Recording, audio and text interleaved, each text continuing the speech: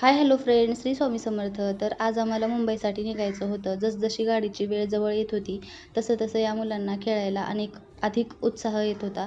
तर चिमणी मी गावी गेल्यापासून मामी मला मुंबईला नेणार का, हा एकच प्रश्न विचारत होती. तिला मुंबईला यायचं आहे, पण ती खूप लहान आहे, त्यामुळे तिला घेऊन येता येत नाही. आणि देवांशला जास्त गावी राहावं वाटतं, किंवा मग गावाकडचे जे तिचे भावंडं आहेत ते तरी सोबत असायला हवे असं त्याला वाटतं, कारण इकडं खेळायला वगैरे कोणी नसतं. तर त्यासाठी आजीला चला म्हणून तो रडत होता.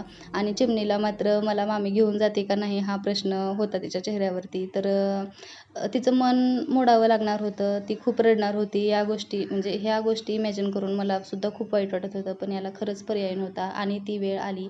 ती खूप रडली आम्ही गाडीत बसल्यानंतर, पण खरंच पर्याय नव्हता. जेव्हा ती मोठी होईल तेव्हा मी तिला नक्कीच घेऊन येईल. आणि देवांशला सुद्धा खूप वाईट वाटत होतं, तो असा चेहरा पाडून बसलेला.